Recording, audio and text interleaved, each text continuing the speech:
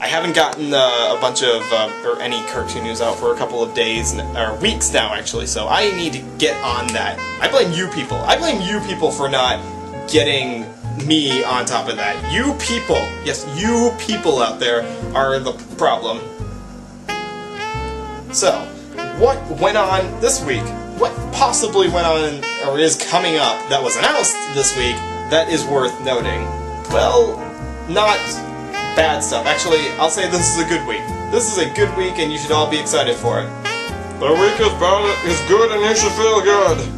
The first thing is probably not really going to get any of you excited unless you're younger, maybe still 8 years old and hadn't gotten tired of this franchise, but we should have seen this coming a long time ago because, okay, Nickelodeon is no stranger to 4D technology, where not only do you have 3D glasses, but you also have sense, so you feel like you're in the whole thing.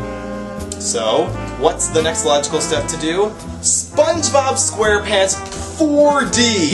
Yes, that is what's coming out. SpongeBob SquarePants 4D is the next big step in cartoon technology. And given the fact that the past couple of weeks have been nothing but Nickelodeon has no idea what they're doing anymore, just old ideas recycled until no one cares anymore, yes, this right here should be the cherry on top of the horrible pile here. This is not good. This is not a good thing. I mean, it's fun to laugh at, but the fact that we are having SpongeBob SquarePants 4D, the Great Jelly Rescue. It's a stunning 3D graphics with a bunch of like scratch stickers, or actually they're, well, physical airplay. It's kind of like the Philharmagic ride at Disney, or a bunch of other 4D technology stuff. SpongeBob apparently needs that treatment as well. Yay for that. Awesome. None surprised is a word, right? If it isn't, it is now. There we go. We are none surprised by this. There you go. Thank you, Tiger. We are none surprised, because not a single one of us is surprised. If it's just an amusement park ride, that, you know what, that's fine. The fact that this is going into production, on the whole, it probably does not ruin anything. It doesn't lower the company any further, but it only reiterates the idea that they are continuously running out of ideas, and they need new people. They need new talent in that company. So, if you have new ideas out there, and you think, and you want a company that is starved for it, go to Nickelodeon. They need it more than anyone else. Yeah, Dora and Diego in 4D as well. This is wonderful. This is just... I mean, we thought the 3D craze was going to die out after a couple years. It was just a gimmick, but not only is it not going away, we're getting the next stage of it as well. So prepare for that, people. Prepare for that. Whatever God out there exists, have mercy on our souls. Every single one of us. Let's get away from that. Let's go away from that and move on to good stuff. Because the next stuff is all good. Most of the next stuff is all good. The first good thing, thank goodness for this, is that the programming block Toonami is predominantly focused on showcasing Japanese animation. It's got anime that it shows every Saturday night on Cartoon Network, and it's been going since its revamp in the summer pretty well. So this is kind of interesting that they've decided that in addition to their anime, they're also adding reruns of Sym-Bionic Titan and the Thundercats remake, the Thundercats 2011, to their lineup. And this is good. I don't see how this is a bad thing. I mean, I think this is good because, honestly, I think this is where those shows belong to begin with. Like, you get a benefit of a bit of a primetime audience with shows that are, like, obviously more than the earlier time slots for Cartoon Network. This is not a bad thing. This is not a bad thing that it gives other people exposure to it. Also because it kind of gives the... I guess it's a little bad that people who watch only Toonami and say, I'm watching animation for adults, is going to give like an elitist feel to it, but the fact that they're adding American stuff to this as well doesn't strike me as a bad thing. It strikes me as just an evolution of it all. I if it's going to, like, ruin the ratings or if it's going to boost the sales of Sym-Bionic Titan, or hopefully it would give, like, Thundercats an additional season, maybe, because apparently it didn't do so well in its original run. I don't know if it would, yeah, I don't really know if it would. I mean, we've seen Adult Swim be able to revitalize shows on its viewings alone. I mean, it did it for Family Guy. Down. But if it could do it for I don't think it could do it for this. I do not think that it has the mass appeal to get Sym-Bionic Titan or Thundercats 2011 new seasons. An opinion from Mitchie, that even though those two shows are out of our demographic, you would like the block to not make me stay up till 5 in the morning. Oh, your problem is that you do not have the willpower to stay awake that long. Oh, I'm sorry. Well, let me introduce you to my friend here, called Mr. Caffeine. Mr. Caffeine is very good for keeping you awake through every hour of the day, and make sure that you have all the energy you need until the end of mankind. Or TiVo, that works too. But for those people who are going to be awake around that time anyways, I think this is a good thing. So, check your programming block this Saturday coming up for Sym-Bionic Titan and Thundercats 2011. Because if you didn't catch it during its original run, or you didn't buy the DVDs for it yet, because Thundercats 2011 actually is on DVD, then pick it up now. Yay. No, don't curse Mr. Caffeine, he's my friend. Yeah, the fact that it's on the air is good news all on its own. Hold on a second.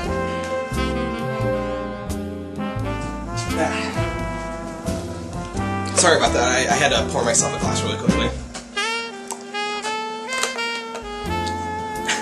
I am employed. I know who Mr. Employment is. Okay, so that was that. Now, on to something that is possible good, possible bad. We won't know until the details come into play here, but you all remember Space Jam. You all remember Looney Tunes back in action. So we've seen all of the Looney Tunes make the adaptation to the big screen before. This is going to be a little bit, probably problematic for a lot of people. With the Looney Tunes, this kind of mixed state about how they're treating them recently, like with the Looney Tunes show, which I didn't like, except for the Roadrunner segments. Actually, that's probably leads to the point here. Okay, let me just cut to the chase. Slow down, state the story. The Looney Tunes are coming back to the big screen for a brand new Looney Tunes movie, which will be unique in that it's not going to be live action and hand-drawn, it's going to be live action CG. Let me repeat that again. Live action actors with computer-generated versions of the Looney Tunes. Not the hand-drawn ones that we're used to, the ones that have the traditions and the old ability to move around really fluidly. No. Just CGI. And that is depressing. That is really, really depressing. Like, the reason I'm not, like, throwing a fit at the screen right now, the reason I'm not doing that like everyone else in the chat is doing, like, everyone else is like, repeat no, is, because, honestly, I've seen it done well. Like, the only good thing about the Looney Tunes show was the CGI Roadrunner Wile E. Coyote segments. Now, they were obviously a lot simpler in art style than the Chuck Jones shorts, but at the same time, it captured the spirit of it way better than the main segment did.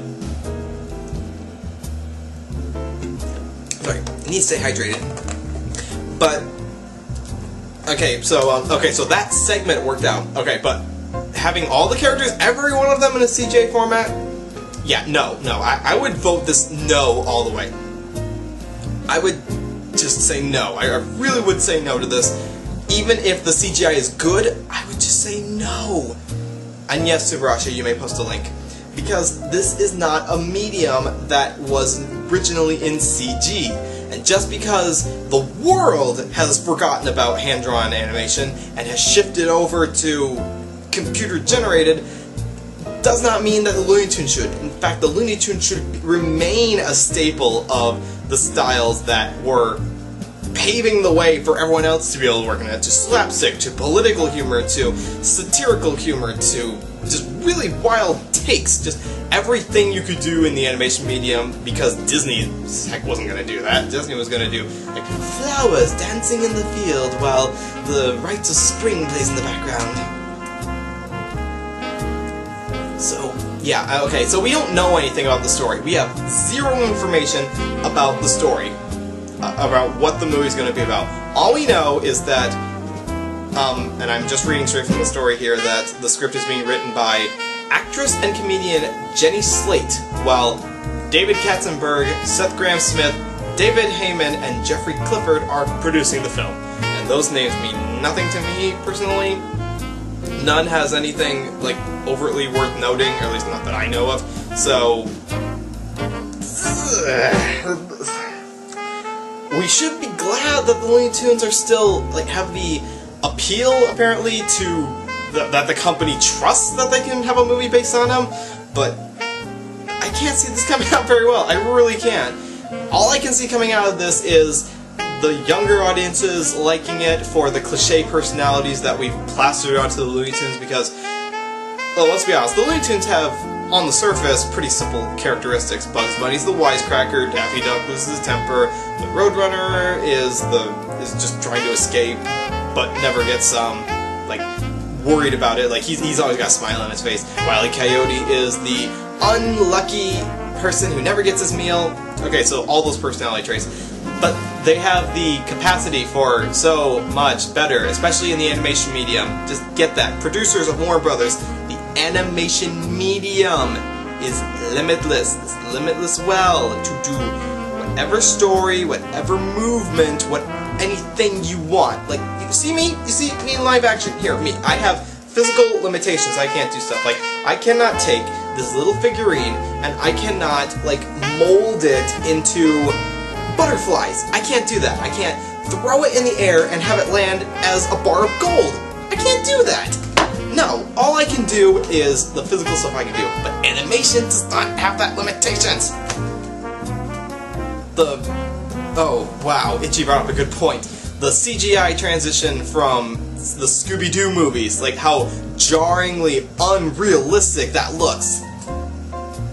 Yeah, that sounds similar to what we're going to get here, although I'm hoping it will not be that gratuitous. I mean, to be fair, Scooby-Doo was never that anthropomorphized to begin with, so they had a lot harder transition to make. The Looney Tunes are already anthropomorphized, so making CG won't be as impossible, but it's gonna suck if they don't get this right. And I just can't see it being good. I'm not gonna say it's gonna be horrible right now, because Back in Action, for example, was better than Space Jam as far as an actual story goes, and proved that you can use the content for a good premise. I mean, execution was kind of all over the place, but premise-wise, not so bad.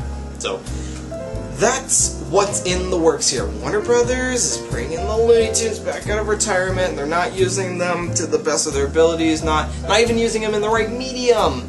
Not even using them in the hand-drawn medium, because no one does hand-drawn animation in this country anymore. So, that's that. But thankfully, we can move on to the last story of the night, and this isn't even a story, this is just a response to the show for tonight, because it needs to be said, because I think that I speak for everyone. This is going to be semi-review segment here, and just go through really quickly here. The Dark Knight Returns, Part 1, got released on this week. This just came out. This metallic, shiny thing just came out, and it was good. It was good. We all watched it as a chat. We got to watch it from beginning to end, and The Dark Knight Returns Part 1 is approved. As far as the watch it or don't watch it thing, recommended.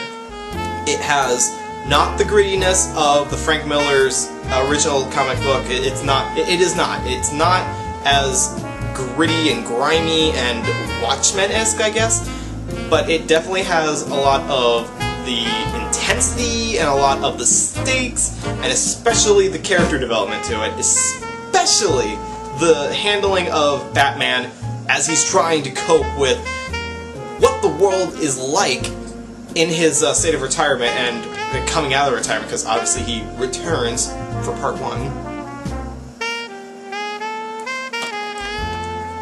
And so, as far as critiques go for the whole thing, let's see. Voice acting is good. I mean, Andrea Romano was directing it, so recommended on that end there. Like I said, animation, a little gritty, so no problems on that. Actually, a praise for it was the handling of those news segments they had, because a lot of the story is told, or a lot of the backstory for the world around them is told through news stories with contrasting news reports on them, and it's like, it's kind of like how people will spout their views on the TV, and they don't realize how silly they're sounding about how serious they are. That's kind of how it was. Like, it realizes how insane some of the viewpoints of the people on the TV are, or on all medium altogether. Like, without spoiling, there's this one doctor that describes Batman's return to society as a bad thing, and he uses this metaphor of this brain being being squished on a membrane. It's like someone's squishing on the membrane, and it's recoiling, and he's taking it so seriously, and we're just sitting there like, wow, this guy is out of his mind. Like, not like the metaphor does not even sound like it would come from a human. It sounds like someone who is trying to sound ridiculous. And so, I guess the only critique is really that, I mean, I can't really critique the fact that it's split into 2, because the story's too big to be one story on its own. The inclusion of Robin, honestly, was good, but small and a little too late in the story. We see a lot of the character Carrie, who becomes a Robin. I think she's like the 6th Robin or something like that. Doesn't really affect the story very much. She comes in to save the day. Again, I won't try and spoil anything, but it doesn't have as big of an impact. Probably something that will be revolved for part 2. Probably, because she's here to stay for the whole part. But anyways, as it stands right now, I got very little to critique about the whole thing. So buy it if you see it. If you have a Blu-ray player, get that copy as well, because that apparently has more extras than the 2-disc special edition, which only has what else did I have? Sorry, that was my poster falling down. That was it's got a preview for the upcoming Dark Knight Returns Part 2, and it's also got a small featurette called The Bob Kane Story. Oh, and a couple of bonus cartoons as well. So pick that up at wherever you can get it for, and wait for Part 2, because it should be just as good. So that's that for cartoon news this week. Film came out.